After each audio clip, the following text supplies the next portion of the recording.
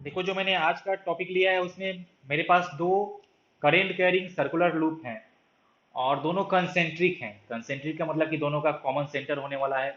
और सबको यहाँ पे डायग्राम दिख रहा है, एक का रेडियस R1 है एक, और एक का रेडियस R2 है। ये R2 कर दो इसको। करेंट I1 और I2 है रिस्पेक्टिवली।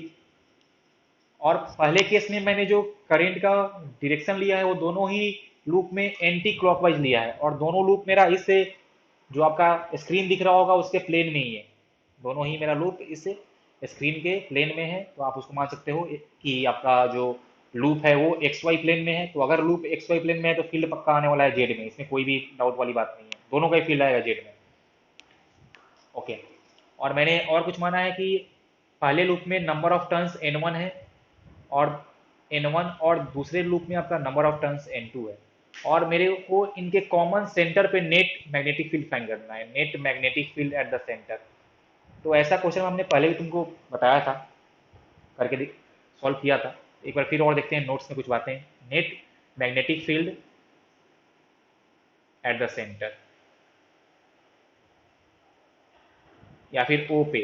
तो सिंपल सी कहानी है कि हमको नेट फाइंड करना है, तो हम करेंगे vector summation of field due to 1 and 2। Okay. अब देखो, तो यहाँ पे खास बात ये है कि दोनों लूप के चलते जो फील्ड का डायरेक्शन आएगा वो सेम तरफ ही आने वाला है। तुम अगर right hand thumb rule use करो सर्कुलर लूप के लिए, तो दोनों के फील्ड का डायरेक्शन आने वाला है perpendicular to the plane of the screen and coming outward आएगा ना, क्योंकि करंट है एंटी क्लॉकवाइज डायरेक्शन में, तो दोनों का फील्ड आने वाला है आउटवर्ड में। तो दोनों के बीच का एंगल 0 डिग्री है, तो नेट फील्ड आएगा simple mod b1 plus mod b2। हम लोग इनके फील्ड को बस ऐड कर देंगे। तो अब तुमको आता है फाइंड करने की एक सर्कुलर लूप के चलते फील्ड क्या होता है सेंटर पे। तो हमने बताया था mu naught by 4 pi, number of turns रहे तो तुम उससे मल्टीप्लाई करना होता है करंट में। तो n1 I1 भाई उसका रेडियस R1, और सेंटर पे जो एंगल बनाया होगा तो 2 pi, and plus mu naught by 4 pi n2 I2 divided by R2। ये आएगा नेट फील्ड। और दोनों का फील्ड आपका perpendicular to the plane of the screen and coming outward था, तो नेट भी उसी तरफ आने वाला है, तो नेट भी आएगा आपका डॉट में। यहाँ चाहो तो तुम देखो म्यू नॉट बाई 4 पाई को कॉमन भी ले सकते हो। फिर यहाँ से आ जाएगा n1 I1, यहाँ पे देखो तो म्यू नॉट बाई 4 पाई और 2 पाई भी आपको हो जाएगा कॉमन। यहाँ भी आने वाला है 2 पाई मल्टीप्लाई बाई 2 पाई। तो mu naught by 4 pi into 2 पाई हो जाएगा कॉमन। तो वहाँ से बचेगा n1 I1 बाई R1, और यहाँ बचेगा plus n2 I2 by R2। अब हमको जो वैल्यूज दिया रहेगा करेंट का, नंबर ऑफ टर्न्स का, रेडियस का, तो हम नेट फील्ड का वैल्यू फाइंड कर सकते हैं। और ये नेट फील्ड कहाँ आने वाला है आपका perpendicular to the plane of the screen and coming outward. Okay. देखो, तो इन सेकेंड केस में फिर से मेरा दोनों लूप स्क्रीन के प्लेन में ही है, लेकिन इस बार दोनों लूप में करंट का सेंस मैंने लिया है अलग, एक में है क्लॉकवाइज तो एक में है एंटी क्लॉकवाइज। तो तुम लोग सोच के बताओ कि अब करंट का सेंस चेंज करने से क्या चेंज होने वाला है, फील्ड का वैल्यू या फील्ड के का डायरेक्शन, मतलब कि मैग्नीट्यूड चेंज करेगा या चेंज करेगा डायरेक्शन, बताओ तो। हमने अगर करंट का डायरेक्शन चेंज किया है तो बस फील्ड का आपका चेंज करने वाला है डायरेक्शन। और देखो इन सेकेंड केस, मैं अगर बात करूं इस सेकेंड केस का, तो इस बार जो B1 आपका आएगा, पहले लूप के चलते जो फील्ड आएगा वो आपका आएगा डॉट में कमिंग आउटवर्ड, और जो दूसरा वाला फील्ड आपका आने वाला है वो आएगा गोइंग इनवर्ड, वो आने वाला है क्रॉस में। तो जब भी ऐसा, मतलब सिंपल सी कहानी है कि इनके बीच का एंगल 180 डिग्री हो गया है, तो इनके बीच का अगर एंगल 180 हो गया है तो फिर हम लोग क्या लिखते हैं कि अब जो बी नेट आपका आने वाला है मॉड बी नेट, हाँ B1 - B2। लेकिन अब सवाल यहाँ ये उठता है कि कि किसका जिसका वैल्यू ज्यादा होता है हमको पहले वो लिखना पड़ता है। कि अगर 1 का वैल्यू होगा ज्यादा तो हम लिखेंगे mod B1 minus mod B2, और जब B2 का वैल्यू होगा ज्यादा तो हम लिखेंगे mod B2 minus mod B1। और जिसका वैल्यू ज्यादा आता है नेट फील्ड भी उसी की तरफ आता है, तो पहले तुमको चेक करना पड़ेगा, और वो हम चेक कैसे करेंगे मैं तुमको वो बता रहा हूँ। तो या तो तुम जब वैल्यू पुट करोगे, मतलब कि तुम दोनों का सेपरेटली B1 और B2 फाइंड कर लेना, और देख लेना किसका वैल्यू आ रहा है ज़्यादा, तो नेट फील्ड उसी की तरफ आएगा। या उसके अलावा भी एक तरीका है, जैसे मान लो कि अगर पहले में नंबर ऑफ टर्न्स n1 था और दूसरे में नंबर ऑफ टर्न्स n2 है, तो हम एक बात श्योर है कि दोनों का फील्ड जब हम फाइंड करने जाएंगे B1 और B2, तो उसमें mu naught by 4 pi and into 2 पाई ये दोनों में आने वाला है कॉमन। तो फैसला किससे होगा, n1 I1 by R1 and N2 I2/R2 से। अब जिसका ये ज्यादा आने वाला है उसके फील्ड का वैल्यू ज्यादा आएगा। तो हम यहाँ पे मान के चल रहे हैं कि if N1 I1/R1 is more than N2 I2/R2, तो उस केस में R2, उस केस में B1 का वैल्यू B2 से ज्यादा आएगा। तो हम लिखेंगे कि net field equal to mod B1 minus mod B2। तो उसको आप लिख सकते हो कि μ0/4 पाई इंटू 2 पाई, तो हो जाएगा common, and net field is N1 I1/R1 minus N2 I2/R2। और नेट फील्ड उस तरफ आएगा जिस तरफ था B1। तो आप अगर right hand thumb rule use करो तो आपका आएगा डॉट में, क्योंकि B1 कहाँ था, आपका डॉट में था। तो नेट फील्ड भी आपका आने वाला है डॉट में, perpendicular to the plane of screen coming outward. अगर वही मान लो इफ N2 I2/R2 हो जाए ज्यादा N1 I1/R1 से, तो उस केस में हम लोग बोलेंगे क्या कि B2 का वैल्यू होने वाला है ज्यादा B1 से। तो अब जो तुम्हारा बी नेट आएगा, मॉड बी नेट, वो तुम्हारा हो जाएगा mod B2 minus mod B1। तो μ0/4 पाई इंटू 2 पाई हो जाएगा कॉमन, और यहाँ लिखेंगे N2 I2/R2 minus N1 I1/R1। और इस बार नेट फील्ड उस तरफ आएगा जिस तरफ B2 था, तो क्रॉस। तो ऐसे हम लोग चेक कर सकते हैं। इसमें खास बात क्या था कि दोनों लूप मेरा कंसेंट्रिक था और दोनों सेम प्लेन में था, उनके प्लेन के बीच का एंगल था 0 डिग्री। आप ऐसे बोल सकते हो कि both loops are concentric and angle between their planes is 0 degree, angle between the plane।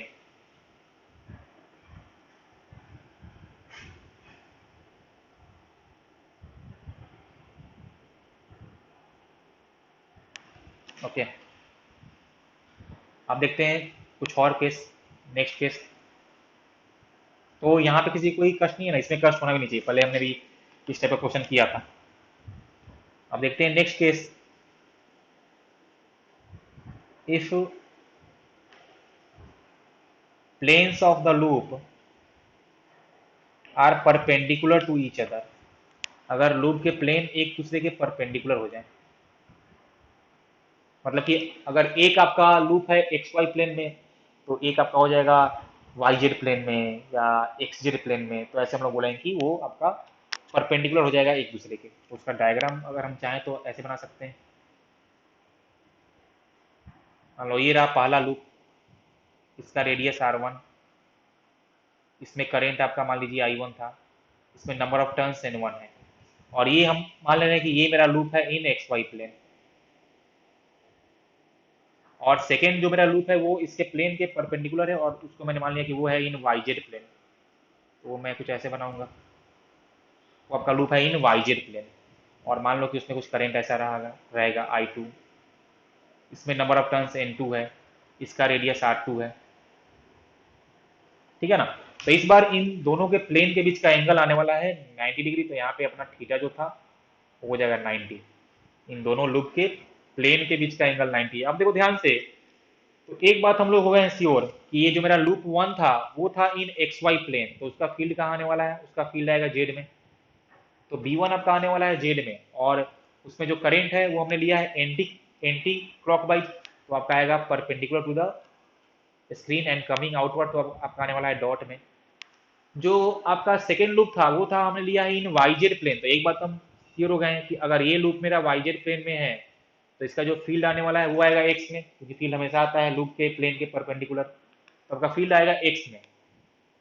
B2 जो आपका आने वाला है वो आएगा एक्स में एलोंग एक्स। अब वो आपका आ सकता है पॉजिटिव एक्स में भी, या आपका आ सकता है निगेटिव एक्स में भी। ओके, तो हम अगर इससे चेक करें तो इसमें कैसा करंट है, इसके हिसाब से आपका, आप अगर अपने राइट हैंड को कर्ल करो in the direction of current, तो आपका आएगा निगेटिव एक्स में। देखो सब तुम लोग चेक भी कर सकते हो कि यहाँ पे वो आने वाला है निगेटिव एक्स में, मतलब कि वो आपका आएगा यहाँ पे निगेटिव आई में।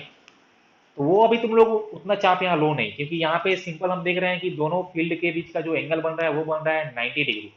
तो जब एंगल 90 हो रहा है तो वो आपका माइनस आई में रहे प्लस आई में रहे कोई फर्क नहीं पड़ता है, इससे मेरे कोई चाप नहीं है। और हमको पता है कि ये जो मैग्नेटिक फील्ड होता है वो होता है एक वेक्टर क्वांटिटी, और इन दो फील्ड के बीच का जो एंगल आ रहा है वो आ रहा है 90 डिग्री। तो अगर जब भी दो वेक्टर के बीच का एंगल 90 होता है तो हम नेट क्या बोलते हैं, square root of mod B one square plus mod B two square. बस तुमको यही करना है, square root of mod B one square plus B two square. अब वो तुम्हारा बी टू प्लस आई में रहे तो भी इतना ही आएगा मैग्नीट्यूड, माइनस आई में रहे तो भी इतना ही आएगा मैग्नीट्यूड, तो अपने को उतना चापा भी नहीं लेना है फिलहाल। ओके, अब फाइन करते हैं मॉड बी वन। तो मॉड बी वन कितना आएगा बोलो, मॉड बी वन आने वाला है आपका mu naught by four pi N one I one by R one into two pi, and mod B two कितना आएगा mu naught by four pi N two I two by R two into two pi. अब B one and B two का value जैसे ही मिल जाएगा तुम यहाँ पे इसका वैल्यू पुट कर देना, तुमको आंसर भी मिल जाएगा। अब एक यहाँ पे स्पेशल केस ये हो सकता है कि दोनों फील्ड या दोनों मेरे लूप हो जाएं आइडेंटिकल, ये एक ऐसा स्पेशल केस बन सकता है। तो देखते हैं उसमें क्या होगा।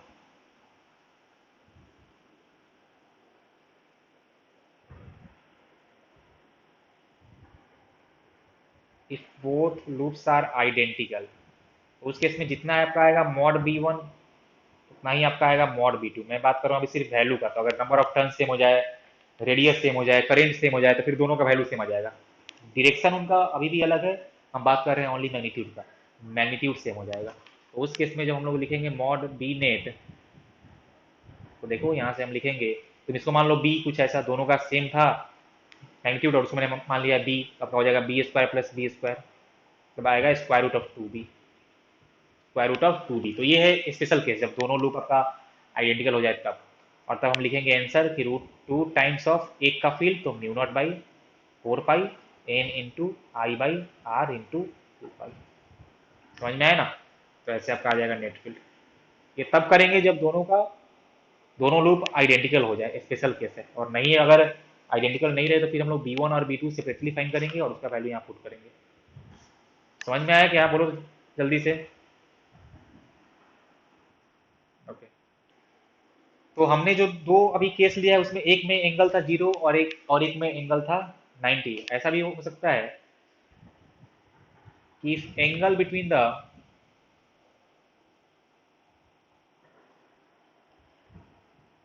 planes of the loop is given theta, ना तो जीरो है ना तो 90 है, कोई चाप नहीं है। जो हम लोग करते हैं यूज वेक्टर समेशन के लिए वही हम लोग यहाँ पे भी यूज कर देंगे। तो डायग्राम से अगर मैं तुमको बनाऊं तो इससे कुछ डायग्राम ऐसा बनेगा, ये एक लूप, ये दूसरा लूप, इसका रेडियस, इसका रेडियस, एंगल थीटा। तो यहाँ पे हम लिखेंगे कि जो नेट आपका आएगा फील्ड, नेट फील्ड का मैग्नीट्यूड, तो वेक्टर समेशन का यूज कर फॉर्मूला, तो mod B one square plus mod B two square plus two mod B one B two cos theta. Simple सी कहानी है, ठीक है। अब इसमें करेंट तुम्हारा वो आर वन आर टू, मतलब कि radius R one R two, current I one I two, वो हम लोग ले सकते हैं, number of turns N one N two, तो उसका हम लोग वैल्यू करेंगे पुट, तो हमको वहां से आंसर मिल जाएगा, ठीक है ना। बोलो तो ये क्वेश्चन है, कॉमन सेंटर पे नेट मैग्नेटिक फील्ड फाइंड करना है। जल्दी से आदि हो जाओ, तो जल्दी बनाओ क्वेश्चन। देखो, जब भी तुम्हारा ये जो लूप वाला क्वेश्चन ऐसा है और जीरो के अलावा कुछ भी एंगल रहे, तो करेंट के डायरेक्शन से अपने कोई चाप नहीं लेना है, जो फार्मूला था वही का यूज करना है। यहाँ पे करंट का आपका डायरेक्शन क्लॉकवाइज हो, एंटी क्लॉकवाइज हो, कुछ भी हो जाए, सेंटर पे फील्ड का मैग्नीट्यूड चेंज नहीं करेगा। समझ में आया ना, क्योंकि वहाँ पर तुम्हारा सिंपल है square root of B one square plus B two square, तुमको बी वन और बी टू के ओनली मैग्नीट्यूड का ही चर्चा हो रहा है। समझ में आया ना। तो आप इसको ऐसा कुछ भी रहता, अगर मान लो ऐसा इसमें रहता क्लॉक एंटी क्लॉकवाइज, या इसमें रहता कुछ भी ऐसा, कुछ भी रहे, वैल्यू चेंज नहीं करने वाला। तो ध्यान से, तो यहाँ पे क्वेश्चन में मेरे को मेंशन किया कि दोनों ही लूप आइडेंटिकल है, तो दोनों का फील्ड सेम आने वाला है। Mod B one equal to mod B two मैं मान लेता हूँ बी। तो नेट कितना आएगा, नेट फील्ड का जो आने वाला है आपका मैग्नीट्यूड आएगा √2 टाइम्स ऑफ किसी एक का फील्ड। तो किसी एक का फाइन कर लो। अब देखो ध्यान से, तो यहाँ पे हमको नंबर ऑफ टर्न्स के बारे में नहीं बोला है, तो हम लोग माने कि यहाँ पे सिंगल टर्न्स था। तो फील्ड कितना आने वाला है बी, तो mu naught by 4 pi I by R and into 2 pi. Okay, तो हो गया बस, ये आपका हो गया बी। तो इसमें √2 से मल्टीप्लाई करना है। तो mu naught by 4 pi 2 √2 pi I by R. देखो तो ये आने वाला है नेट फील्ड का मैग्नीट्यूड। सबका है क्या ये, देख लो एक बार। ओके,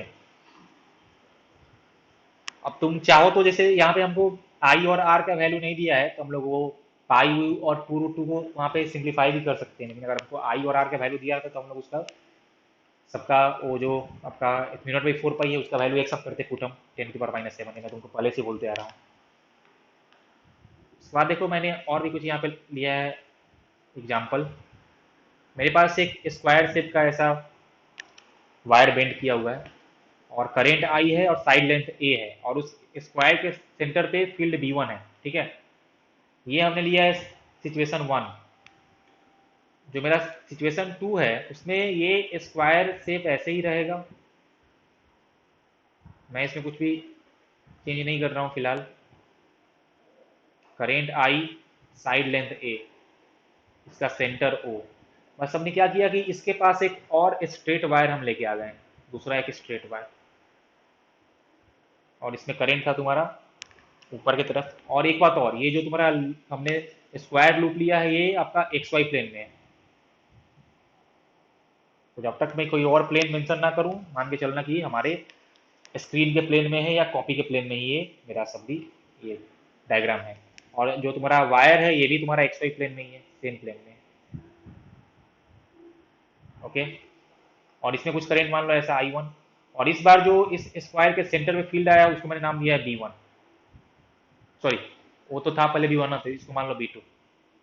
तो इसको मैंने मान लिया B2। ये हो गया अपना केस 2। एक केस मैंने और लिया,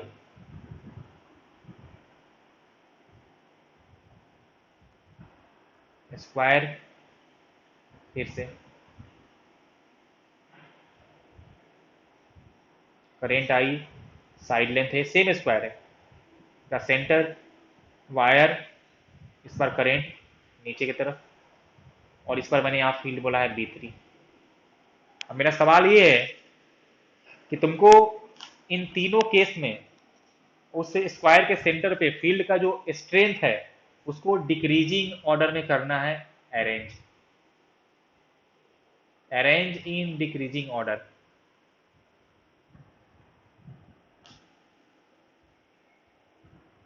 order of strength of field at the center of square. सबको क्वेश्चन समझ में आया ना? हमको वैल्यू नहीं बताना अभी, कितना वैल्यू आएगा हमको, हम उसमें कुछ भी इंटरेस्टेड नहीं है। वैल्यू कैसे फाइंड करते हैं स्क्वायर के सेंटर पे मैंने तुमको पहले बताया है, अच्छे से बताया है। तो अभी हम उस वैल्यू के बारे में इंटरेस्टेड नहीं है, बस तुमको कंपेयर करना है। सबसे हो जाएगा ना? सबको समझ में आया ना क्वेश्चन क्या है? बोलो। अरे देखो, ये दोनों केस में करंट सेम होगा। ये आपका जो स्ट्रेट वायर था वो सेकंड केस में भी करंट I1 है, और थर्ड केस में भी उसमें करंट I1 ही है, बस उसका हमने चेंज कर दिया है डायरेक्शन। तो तुमको बताना है कि B1 B2 B3 में कौन सा सबसे ज़्यादा होगा स्ट्रेंथ, फिर उसके बाद और B1 B2 B3 स्क्वायर के सेंटर पे नेट मैग्नेटिक फील्ड। समझ गया क्वेश्चन?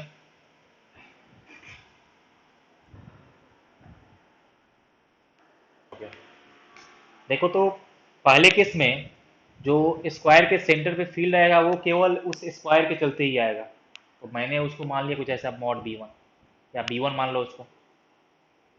देखो तो सेकेंड केस में जो इस स्क्वायर के सेंटर पे फील्ड आएगा वो उस स्क्वायर के चलते भी आएगा, और जो बाहर वाला वायर है उसके चलते भी आएगा।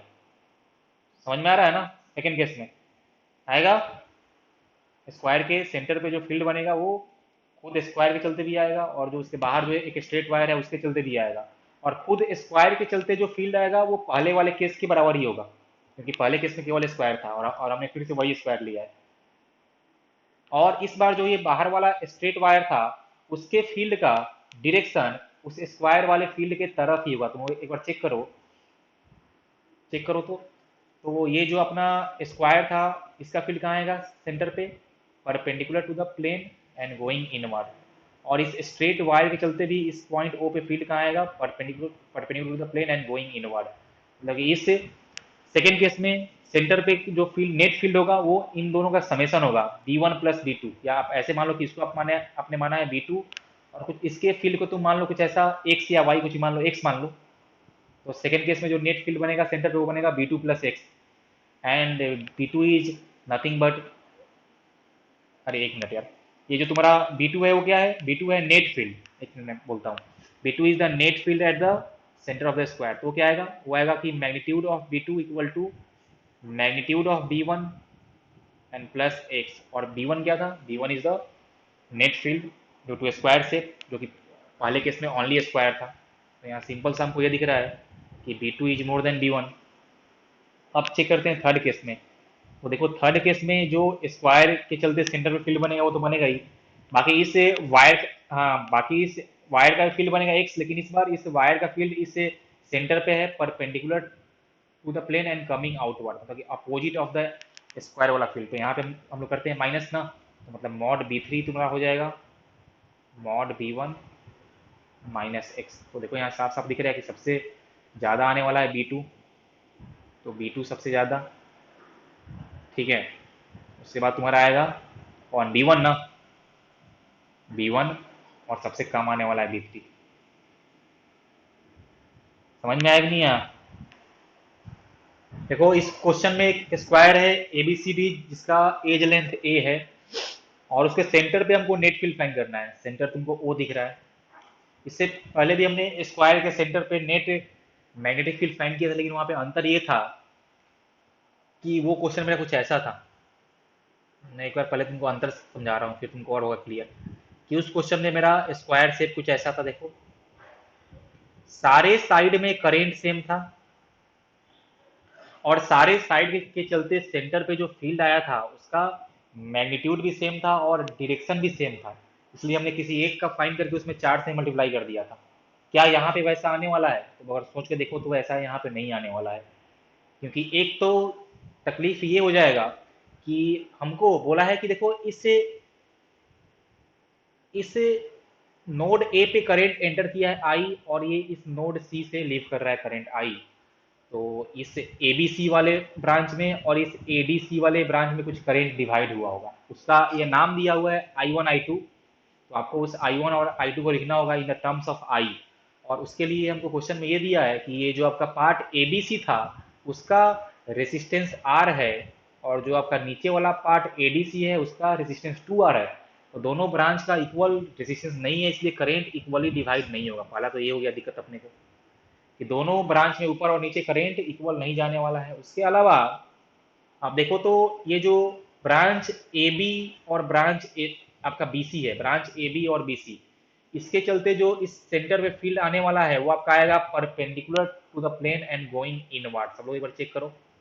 और जो आपका ब्रांच ए डी और डी सी का फील्ड आएगा वो आपका आएगा perpendicular to the plane and coming outward. तो यहाँ पे ये भी हो गया दिक्कत कि चारों साइड के चलते का फील्ड सेम डायरेक्शन में भी नहीं है। ए बी और बी सी का एक तरफ है, ए डी और डी सी का एक तरफ है। तो हम लोग ए बी और बी सी को एक साथ ऐड करेंगे, ए डी और डी सी को एक साथ ऐड करेंगे, और फिर चेक करेंगे कि किसका वैल्यू ज़्यादा है। और एक यहाँ पे आप लोग और चीज सोच सकते हो कि ए बी और बी सी का फील्ड का मतलब जितना आएगा फील्ड का वैल्यू ए बी का उतना ही आएगा फील्ड का वैल्यू बी सी का भी, क्योंकि जितना करंट जाएगा ए बी में उतना ही करंट जाएगा बी सी में भी। और अगर ये स्क्वायर है तो वो सेंटर ओ जैसा होगा साइड ए बी के लिए वैसा ही होगा साइड बी सी के लिए, मैंने तुमको पहले बता चुके हैं। सिमिलर होगा फॉर ए डी और बी सी के लिए, उनका भी फील्ड का वैल्यू सेम आने वाला है। ओके ना, तो फील्ड का वैल्यू फाइंड करने से पहले हम लोग जा रहे हैं फाइंड करने करंट कितना आने वाला है, I1 और I2 कितना आएगा। तो उसके लिए आप ऐसा मान सकते हो कि दो रेसिस्टेंस पैरेलल में कनेक्टेड है।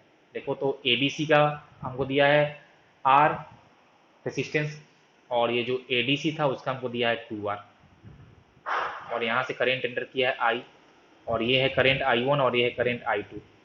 तो मैंने तुमको बताया था जिसमें करंट फाइंड करना हो ऊपर वैल्यू उसका नहीं लेते हैं, तो हमको अगर फाइंड करना हो I1 तो ऊपर लेंगे 2R, नीचे में समेसन तो 3R इंटू जो करंट आया था। तो यहाँ से देखो आपका आने वाला है 2I/3। तो हम यहाँ पे लिखेंगे सॉल्यूशन में कि value of I1 is 2I/3। तो यहाँ से आ जाएगा कि value of I2 is I/3। इसमें किसी को कोई भी तकलीफ नहीं होनी चाहिए। तो हमको I1 और I2 का वैल्यू मिल गया। ओके, अब हम एक बात और श्योर है कि जितना, जैसे मान लो कि इसको मैं मानता हूँ फील्ड ड्यू टू 1, फील्ड 2, और ये अब इसको मैं मानता हूँ फील्ड 3, और इसको मैं मानता हूँ फील्ड 4। तो इतना हम श्योर हैं कि magnitude of field due to 1 equal to magnitude of field due to 2। और इसका वैल्यू कितना आने वाला है बोलो जल्दी से। तो mu naught by 4 pi. Okay, मैं ये फाइंड कर रहा हूँ फील्ड ड्यू टू वायर 1 और 2 जो भी आपका, तो हो जाएगा mu naught by 4 pi. Current कितना था उसमें देखो, तो value of I1 is 2I/3, तो 2I/3 ये आपका हो गया करेंट। और क्या होता था कि I/D होता था ना, D। ओके, तो इस वायर से परपेंडिकुलर डिस्टेंस इसके सेंटर का, तो इसका अगर एज लेंथ A था तो ये आने वाला है A/2। तो ये आपका हो जाएगा by A/2 and into sine alpha plus sign beta. अब ये स्क्वायर था तो दोनों ही एंगल आने वाला है 45, तो हो जाएगा 2 टाइम्स ऑफ साइन 45। स्क्वायर वाला मैंने क्वेश्चन किया है तो इसलिए मैं थोड़ा यहाँ फास्ट कर रहा हूँ। अब इसको सिंप्लीफाई करो तो जल्दी से, तो ये आएगा mu naught by 4 pi 4I/3 and into 2, and sine 45 का वैल्यू होता है 1/√2। ओके, तो ये तुम्हारा आ जाएगा यहाँ से म्यू नॉट बाई 4 पाई। सब लोग एक बार इसको ध्यान देते रहना। ये तुम्हारा आ जाएगा यहाँ से 4I/3, और ये तो आई था ना, यहाँ से तुम्हारा हो जाएगा √2 ना, तो यहाँ पे कर दो 4√2 या √2 टाइम्स ऑफ 4। एक मिनट, इसको ऐसे लिखो म्यू नॉट बाई 4 पाई, और यहाँ आ जाएगा 4√2I, और बाई ए भी तो होगा ना, यहाँ पे आपका एक ए बच जाएगा, तो बाई ए। तो ये आ गया magnitude of field due to 1 and 2। Okay, और ये कहाँ आने वाला है, ये आपका आने वाला है क्रॉस में, तो इसको आप अभी छोड़ दो क्रॉस में। वैसे ही अब हम लोग फाइंड कर लेते हैं फील्ड ड्यू टू 3 एंड 4। तो लिखेंगे कि mod B3 equal to mod B4 equal to, तो म्यू नॉट बाई 4 पाई, उनमें जो करंट आया वैल्यू ऑफ I2 हुआ है I/3, तो I/3, और जो डिस्टेंस था वो तो A/2 ही हो जाएगा इससे भी, ये भी आपका A/2 ही आने वाला है, स्क्वायर था, तो इंटू A/2, और फिर से वो एंगल भी आएगा 45 डिग्री, तो हो जाएगा 2 टाइम्स ऑफ साइन 45 डिग्री। तो देखो इसका फील्ड आएगा mu naught by 4 pi, check करो इसको, 2I/3A इंटू 2/1/√2। तो इसको हम लिख सकते हैं म्यू नॉट बाई 4 पाई, देखो तो म्यू नॉट बाई 4 पाई, और ये तुम्हारा हो जाएगा 2√2 ना, 2√2I/3A, ठीक है ना। और ये तुम्हारा आ जाएगा क्रॉस में। तो हमको B1 B2 B3 B4 का वैल्यू मिल गया है। अब चेक करो तो कि किसका वैल्यू ज़्यादा है। एक मिनट एक मिनट एक मिनट, मैंने यहाँ पे 3 भी तो होगा ना, देखो तो यहाँ पे 3 भी होगा B1 में। तो हमको साफ साफ ऐसा दिख रहा है कि B1 और B2 का वैल्यू आने वाला है ज़्यादा, मतलब कि जिस तरफ B1 और B2 का था डायरेक्शन, नेट फील्ड भी आपका उस तरफ ही आने वाला है। और B1 और B2 था क्रॉस में। एक मिनट, ये आपका एक भाई मैं, हाँ ये डॉट होगा यार, ये डॉट होगा, बोला करो, हाँ बिल्कुल ये आपका आने वाला है डॉट में, B3 और B4 आने वाला है डॉट में। और हम यहाँ से देख रहे हैं कि B1 और B2 का वैल्यू ज़्यादा है, तो नेट फील्ड भी आने वाला है आपका उसी तरफ का, नेट फील्ड आएगा क्रॉस में, इतना हो गया श्योर। तो ऑप्शन या तो आने वाला है बी या तो आने वाला है डी, अब हमको चेक करना होगा। तो चलो देखते हैं नेट फील्ड। तो लिखेंगे मॉड बी नेट। देखो ये सब क्वेश्चन थोड़ा सा ज़्यादा अच्छा वाला हो गया है, तो तुमको थोड़ा सा अपना अब दिमाग भी लगाना पड़ेगा। तो मॉड बी नेट क्या आएगा, तो B1 और B2 तो सेम ही था ना, तो हम लिख सकते हैं 2 times of B1 and minus 2 times of B3, क्योंकि B3 प्लस B4 करेंगे तो हमको मिल जाएगा 2 टाइम्स ऑफ B3। तो यहाँ से 2 ले लो कॉमन, एंड बी,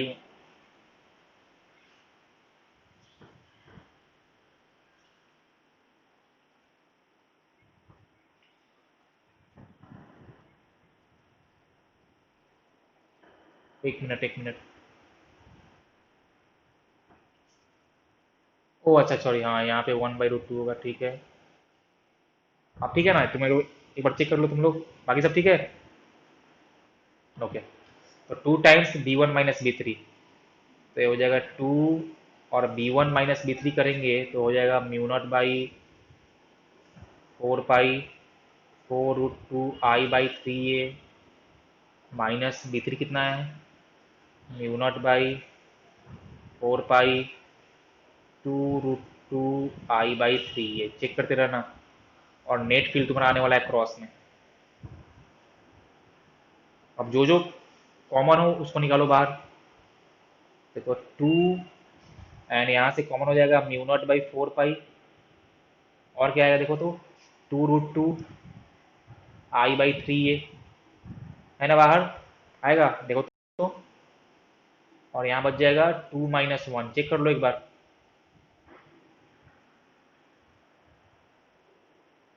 ठीक है ना, देखो इसको एक बार चेक कर।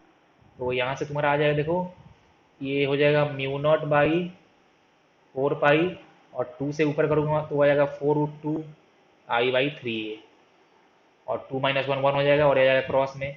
अब 4 से 4 कर दो कैंसल आउट, तो आ जाएगा μ0√2i/3a, 3a और क्रॉस में। तो ये आ गया है नेट फील्ड का मैग्नीट्यूड। कौन सा ऑप्शन था, बी नंबर। तो B is the correct answer. समझ में आया ना कैसे किया मैंने। और इससे पहले जो हमने क्वेश्चन किया था स्क्वायर वाला, और इसमें क्या अंतर था ये भी समझना इंपॉर्टेंट है, जरूरी है। ठीक है, इसको कॉपी कर लो तुम लोग, देख लो। हाँ यहाँ पे पाई भी होगा। अब ठीक है, देखो तो ये क्वेश्चन है, एक्चुअल में ये बहुत ही अच्छा क्वेश्चन है, तुमको बहुत ही सावधानी से और सतर्कता सतर्कता से इसको सॉल्व करना पड़ेगा। मैं एक बार इसको रीड करता हूँ पहले। Infinite number of straight wires each carrying current I are placed at regular separation as shown in figure। Each wire के बीच का सेपरेशन सेम है, आपको हो सकता है कि डायग्राम देख के थोड़ा सा सेम ना लगे, लेकिन वो सेम है, ठीक है ना। मेरा वो अपना टैलेंट है कि तुमको सेम नहीं दिख रहा है, लेकिन वो क्वेश्चन में दिया है तो सबका सेपरेशन सेम ही है, ठीक है। तो सबका सेपरेशन सेम का मतलब ये हुआ कि जैसे देख लो कि अगर ये वाला सेपरेशन ए था, तो इसके बाद जो इन वायर के बीच का सेपरेशन होगा वो भी होगा ए। ऐसे ही इसके जो नेक्स्ट वाले बाद का सेपरेशन वो भी ए। वैसे ही इनके बीच का सेपरेशन ए ए ऐसे करके तुम्हारा इन्फिनाइट तक चलता जाएगा। उसके बाद बोला है कि adjacent wires have current in opposite direction.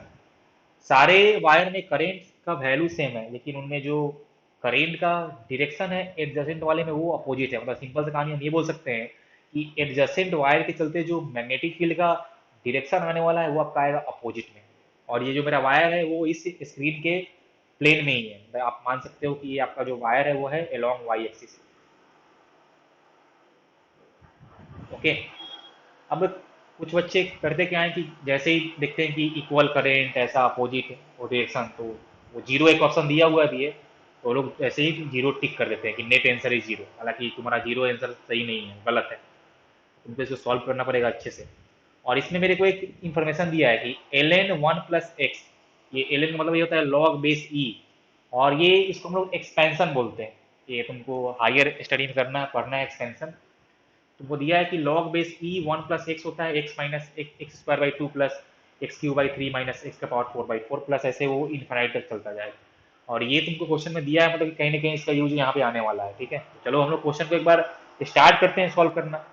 और स्टार्ट तो वही होगा जो बेसिक होता है मेथड, कि हम पहले चेक करते हैं कि जिसका एक साथ मतलब कि जिस फील्ड का एक तरफ आने वाला है डायरेक्शन उसको हम लोग लिखेंगे प्लस प्लस में, और जिसका उसके अपोजिट आएगा उसको हम लिखेंगे माइनस माइनस। सिंपल सी कहानी है। चलो तो शुरू करते हैं सोल्यूशन। वायर का मैंने नेमिंग किया है 1 2 3 4 5 6। तो देखो ध्यान से कि पहले वायर के चलते जो वायर 1 था उसके चलते इस पॉइंट पी पे जो फील्ड आपका आने वाला है वो कहाँ आएगा, देखो वो आएगा perpendicular to the plane and coming outward, वो आपका आएगा डॉट में। मैं उसके नीचे लिखता हूँ डॉट। जो आपका सेकंड वाला वायर है उसका फील्ड आएगा क्रॉस में, जो थर्ड वाला है वो आपका फिर से आएगा डॉट में, फोर्थ वाला फिर से क्रॉस में, फाइव वाला आपका डॉट में, और छह वाला आपका क्रॉस में, और फिर ऐसे ही ये चलता जाएगा इनफाइनाइट तक। तो हम लोग जो ये डॉट वाला है ना उसको हम मान रहे हैं प्लस में, तो जो उसके अपोजिट है क्रॉस में उसको हम ले लेंगे माइनस में। ठीक है, हम लोग ऐसे मान के चल रहे हैं। ओके, चलो सबसे पहले चेक करते हैं कि पहले वायर का फील्ड कितना आने वाला है। पहले वायर का फील्ड तो हम लोग जानते हैं कि, अच्छा ये जो आपका वायर है ये सब इनफाइनाइट नहीं है। देखो ऐसा दिया हुआ है कि ये वायर का जो एंड है वो इस पॉइंट पे एंगल बनाया है, ऊपर भी 30 और नीचे ही बनाया है 30 डिग्री। तो ये तुमको ध्यान देना पड़ेगा। मतलब अल्फा और बीटा हर केस में आने वाला है 30-30। तो सिंपल सी कहानी है कि सारे वायर के लिए अल्फा और बीटा दोनों आने वाला है 30 डिग्री, उसमें कोई चाप की बात नहीं है। बस सारे वायर के लिए चेंज क्या होने वाला है, तो उस पॉइंट पी से परपेंडिकुलर डिस्टेंस। अब देखो वो कैसे फाइंड करेंगे। तो पहले वायर के लिए हमको ये दिया हुआ है ए, दिया है ना ए। अब देखो हमको चाहिए परपेंडिकुलर डिस्टेंस, तो मतलब हमको चाहिए ये वाला, ये डिस्टेंस। आप इसको मानते हो पॉइंट पी और इसको मानते हो वो, तो आपको चाहिए ओ पी। तो देखिए अगर ये है ए और ये एंगल है 30 डिग्री, तो यहाँ पे ओपी आने वाला है ए कॉस 30। इससे सब लोग सहमत होंगे कि A cos 30 degree is the value of OP. अब जैसे ही हम लोग पहले वायर से सेकेंड वायर में जाएंगे, तो फॉर सेकेंड वायर देखो तो ये इसमें ए और हो जाएगा ऐड। मतलब सेकेंड वायर के लिए जो आपका ये वाला डिस्टेंस होगा वो आ जाएगा 2a। तो सेकेंड वायर के लिए जो परपेंडिकुलर डिस्टेंस आएगा वो आएगा 2a cos 30। इतना सब लोग है ना सहमत, बोलो तो बोलो, ये ठीक है ना सबके लिए। फिर जो थर्ड वायर आएगा तो उसके लिए आ जाएगा 3a cos 30, चौथे के लिए आएगा 4a cos 30, और ऐसे ये चलता जाएगा। और जो वन वाले को लेंगे प्लस में, तो जो टू वाला वायर था उसको लेंगे माइनस में, फिर थ्री वाले को लेंगे प्लस में, फिर फोर वाले को लेंगे माइनस में, क्योंकि अल्टरनेट साइन पे आपका जा रहा है। चलो तो शुरू करते हैं। बी नेट लिखते हैं यहाँ पे, बी नेट, और कोई चाप नहीं है, बस यही है आपका बी नेट। तो स्टार्ट किया मैंने, तो सबसे पहले हमने लिया है बी वन, तो कितना आएगा बोलो।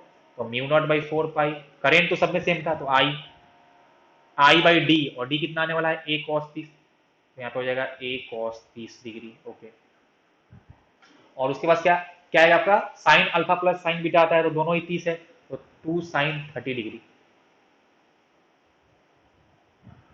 और ये मेरा आएगा प्लस में। अब हम आ जाएंगे सेकेंड वायर का फील्ड, तो उसका लेंगे माइनस में, तो minus mu naught by 4 pi, current तो उसमें भी आई ही है, आई जो डिस्टेंस हो जाएगा वो हो जाएगा इस बार 2a cos 30,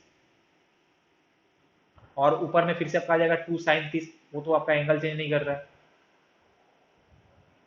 फिर से आपका जो थर्ड वायर था उसका फिर से लेंगे प्लस में, तो mu naught by 4 pi I by 3a cos 30 and into, बोलो क्या आएगा इनटू में, इनटू में आएगा फिर से 2 sin 30 आएगा ना। फिर फोर्थ का हो जाएगा माइनस में। देखो एकदम सिंपल सी कहानी है, तुम लोग चाहो तो इसको रोक के एक बार देख भी सकते हो, कोई कष्ट नहीं आएगा। फिर फोर्थ का फिर से आ जाएगा माइनस में, तो हो जाएगा mu naught by 4 pi I by 4a cos 30, और फिर से यहाँ से आपका आ जाएगा 2 sin 30, और उसके बाद आप कर दो प्लस डॉट डॉट डॉट, ये इन्फाइनाइट तक चलता जाएगा। अब चेक कर लो क्या क्या यहाँ पे सिंप्लीफाई हो रहा है और क्या क्या यहाँ पे कॉमन है। तो सबको एक बात दिख रहा होगा कि mu naught by 4 pi I by A, ये सबको कॉमन दिख रहा होगा, है ना। कॉमन देखो सब में, mu naught by 4 pi I by A हम ले लेंगे कॉमन, और टू भी सब में कॉमन है, टू भी ऊपर में, तो mu naught by 4 pi 2 I by A सब में कॉमन ले लिया मैंने। अब एक बात तुमको और दिख रहा होगा कि साइन 30 बाई कॉस 30 भी सब में आ रहा है, तो हम सबको टेन 30 भी लिख सकते हैं, बोलो तो बोलो सब लोग। साइन है ना, साइन 30 ऊपर और कॉस, ओके, तो मतलब यहाँ पे आ जाएगा tan 30 डिग्री, यहाँ आ जाएगा माइनस, बोलो कितना आएगा, देखो यहाँ पे आपका आ जाएगा tan 30/2 आएगा ना। क्योंकि देखो यहाँ पे जो 2 था उसको मैंने पहले ही कॉमन कर लिया, तो आएगा tan 30/2 एंड प्लस tan 30/3 ना, एंड माइनस tan 30/4। ठीक है ना सब, देखो फिर प्लस ये चलता जाएगा इनफाइनाइट तक।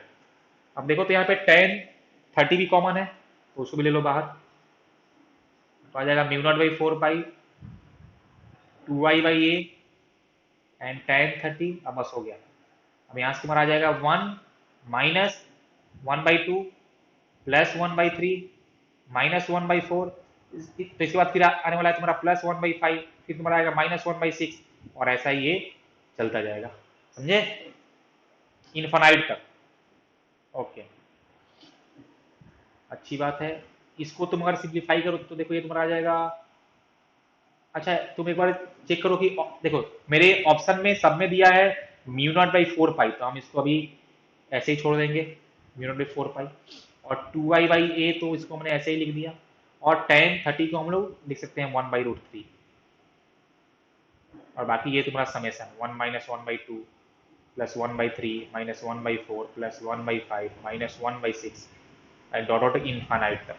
अब हमको इसका समेसन चाहिए, इस इनफाइनाइट सीरीज का हमको समेसन चाहिए, और उसके लिए देखो वहां पे हमको वो दिया होता है एक्सपेंशन कि ln 1 plus X equal to X minus x²/2 plus x³/3। अब तुम ध्यान से सोचो अगर कि अगर हम इस एक्सपेंशन में x की जगह पे 1 रख दें, देखो सब लोग पुट x बराबर 1, चेक करो तो जैसे ही हम इसमें x का वैल्यू 1 करेंगे पुट ना, हमको यहाँ से देखो तो यही वाला हमको ये सीरीज मिल जाएगा, आएगा ना, मिलेगा ना, देखो तो देखो 1 - 1/2 प्लस 1/3 माइनस 1/4, मतलब कि इस पूरे एक्सपेंशन का वैल्यू कितना आने वाला है ln 2, कितना आने वाला है, ln(2).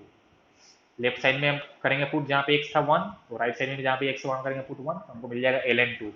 तो इस पूरे एक्सपेंशन का वैल्यू आने वाला है ln 2, और वो कैसा आ रहा है तुम्हारा। अच्छा एक बात और देखो ध्यान से कि इसका वैल्यू आएगा ln 2 और ये प्लस में आने वाला है, मतलब कि नेट फील्ड तुम्हारा उस तरफ आएगा जिस तरफ तुमने प्लस माना हुआ है, मतलब कि कहाँ आने वाला है, तुम्हारा आने वाला है प्लस के कैप में। डॉट का मतलब क्या होता है, प्लस के कैप, पक्का होता है ना, बोलो। हाँ, तो नेट फील्ड तुम्हारा आएगा प्लस के कैप में, तो हम इतना भी हो गए श्योर। या तुम ऐसे भी कर सकते हो कि देखो कि जैसे हम अगर दो कंजिक्यूटिव वैल्यू लें तो जो प्लस वाला वैल्यू है वो उसके बाद वाले माइनस से हमेशा आ रहा है ज्यादा, तो आपका नेट वैल्यू प्लस में ही आएगा, सिंपल सी कहानी है। अब वैसे भी सोच सकते हो। तो आपका यहाँ से आने वाला है के कैप, आप करो सिंप्लीफाई, तो अब देखो तुम्हारा आ जाएगा μ0/4 पाई 2i/√3a एंड इंटू ln 2। अब चेक करो तो ऑप्शन, अब देखो, और ये तुम्हारा आ जाएगा के कैप में, देखो है ना, आएगा ना। अब देखो कुछ बच्चे क्या करते हैं यहाँ पे, बस ये क्वेश्चन, हाँ सुनो देखो ये क्वेश्चन था पूरा कंसंट्रेशन वाला। अब जैसे ही क्या आ गया कि यहाँ पे सबको दिख गया कि आ रहा है आंसर में ln 2, बच्चे पहला ही ऑप्शन टिक करते हैं, क्योंकि देखो वहां पे सबको दिख रहा है ln 2, है ना, देखो फर्स्ट ऑप्शन में, चेक करो एक बार। हाँ, लेकिन देखो ध्यान से कि हमारे आंसर में यहाँ पे 2 भी आया हुआ है ना, लेकिन इस ऑप्शन में कहीं पे 2 नहीं है ना। लेकिन अगर तुम अब सेकेंड ऑप्शन में जाओ तो वहां पे दिया हुआ है μ0i/4 पाई एंड ln 4 दिया हुआ है, ln 4/√3a। तो अगर तुम लॉग का थोड़ा सा अगर तुमको याद होगा प्रॉपर्टी, तो इसको हम लिख सकते हैं μ0/4 पाई i/√3a एंड ln 2 का होल स्क्वायर, बोलो। हाँ, मतलब कि आंसर क्या आने वाला है μ0/4 पाई i/√3a एंड ln 4, समझा। हम्म, तो यहाँ पे गलती होता है कि ln 2 देखते ही ऑप्शन वो टिक कर देते हैं, तो यहाँ पे सही आंसर कौन सा है, ऑप्शन बी। समझ में आया ना, ये क्वेश्चन बहुत ही अच्छा था। और कितना लोग तो पूरा सही करने के बाद भी इसको गलती कर सकता है, वो वाला टिक करके ln 2। और मेरे को जहाँ तक उम्मीद है कि तुमने भी वो देखते हुए ऑप्शन यही सोचा होगा कि सही आने वाला है। देखो ये क्वेश्चन है, और ये क्वेश्चन मैंने तुमको यहाँ पे लिया था कि तुम मेरे को कुछ कंसेप्ट करना है क्लियर, और इस कंसेप्ट के बारे में मैंने तुमको तभी बताया था जब हम फाइंड कर रहे थे magnetic field at the center of a circular loop. और मैंने कहा था कि अगर सर्कुलर लूप में n टर्न्स होते हैं तो हम लोग करेंट में n से मल्टीप्लाई कर देते हैं, सबको याद है ना, सबको याद होगा। और मैंने वहां पे एक बात और तुमको बहुत जोर देके बताया था कि जब हम बोल रहे हैं कि मेरे सर्कुलर लूप पे n टर्न्स है ना, तो हम ये बोल रहे हैं कि उस n टर्न से या उसको क्वाइलिंग करने से आपका उस सर्कल का रेडियस चेंज नहीं किया होगा। सबको याद है ना, मैंने ये बात कहा था? कुछ याद आया तुम लोगों को? बोलो तो एक बार। ये हमने कहा था कि अगर आपके सर्कुलर लूप में n टर्न्स हो तो उसके सेंटर पे फील्ड के लिए आप formula mu naught by four pi N I by R into two pi use करना, और ये तब यूज करना जब उस टर्निंग करने से उस सर्कल का रेडियस चेंज नहीं किया हो, तभी आप ये कर सकते हो। और मैंने ये भी कहा था कि जैसे ही अगर रेडियस चेंज कर जाएगा फिर आपका थोड़ा सा क्वेश्चन टफ बन जाएगा। सबको याद है कि नहीं? बोलो तो एक बार। और मैंने ये भी कहा था कि तुमको अगर क्वेश्चन में रेडियस के बारे में, चेंज के बारे में कुछ मेंशन नहीं किया रहे और बस ऐसा दिया रहे कि एन टर्न्स हम लोग किए हैं, तो हम लोग सिंपल वाला मेथड यूज करते हैं। हम लोग बोलते हैं कि हम लोग ऐसा मान के चलते हैं कि उसका रेडियस चेंज नहीं किया होगा, और तब क्वेश्चन सिंपल होता है और हम लोग ये वाला फॉर्मूला यूज कर लेते हैं। लेकिन देखो इस क्वेश्चन में साफ साफ को बोला है कि जब हमने उसको टर्निंग किया है तो वो एक स्पाइरल बन गया है, और उसका इनर रेडियस ए है और उसका आउटर रेडियस बी है, और फिर से हमको उसके सेंटर पे मैग्नेटिक फील्ड फाइंड करना है। लेकिन इस बार आप ये वाला फॉर्मूला यूज नहीं कर पाओगे जो मैंने यहाँ पे लिखा है। ये फॉर्मूला हम लोग यूज नहीं करेंगे क्योंकि उसका रेडियस चेंज कर गया। सिंपल सी कहानी है। तो कैसे करेंगे मैं वो तुमको अभी बताऊंगा। फिलहाल हम लोग पहले क्वेश्चन करते हैं रीड कि a long insulated copper wire is closely wound as a spiral of n turns। इसमें पूरा n टर्न है। The spiral has inner radius a and outer radius b। The spiral lies in xy plane। तो अगर ये xy plane में है तो पक्का फील्ड कहाँ होगा? फील्ड होगा along z। Okay. And a steady current I flows। उसमें एक करंट I फ्लो कर रहा है through the wire. The Z component of magnetic field at the center of spiral. हमसे पूछा है जेड कंपोनेंट, तो इसका फील्ड जेड में ही आने वाला है, तो उसमें कोई चांस की बात है नहीं।